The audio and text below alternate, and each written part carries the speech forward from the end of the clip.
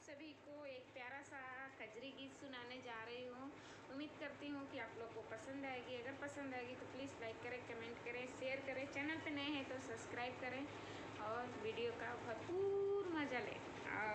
सबसे पहले मैं आप लोग से यही कहना चाहूँगी कि प्लीज़ एक कमेंट ज़रूर करें और लाइक करें, ताकि अच्छा है बुरा है जो भी है आप लोग कमेंट ज़रूर करें। वीडियो स्टार्ट करें। झलुआ पड़े मनी पर्वत पे, हम तो झूले जाइबे ना। झलुआ पड़ल मनी पर्वत पे, हम तो झूले जाइबे ना। झूल जाइबो ना, हम तो झूले जाइबो ना।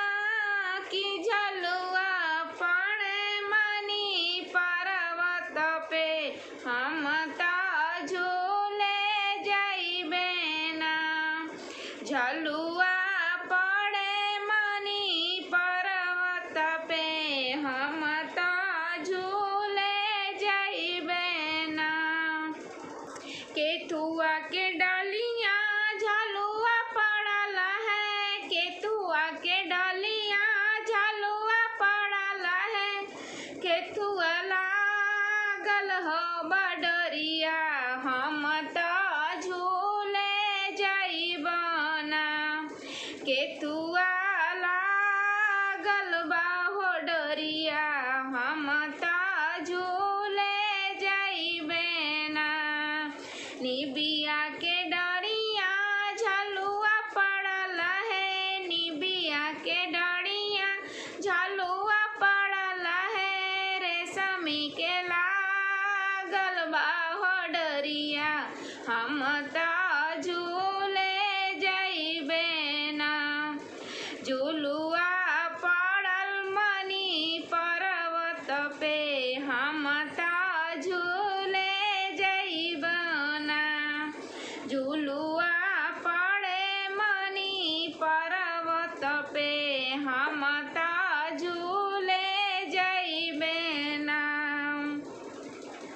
सीता जी झूले राम जी झूलावे, सीता झूले राम जी झूलावे।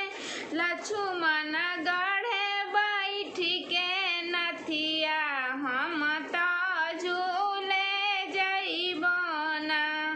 लक्ष्मण गढ़े बैठ के नथिया, हम तो झूले जाइबे ना। झुलुआ पड़े मनी पर्वत पे, हम तो झूले जाइबे ना।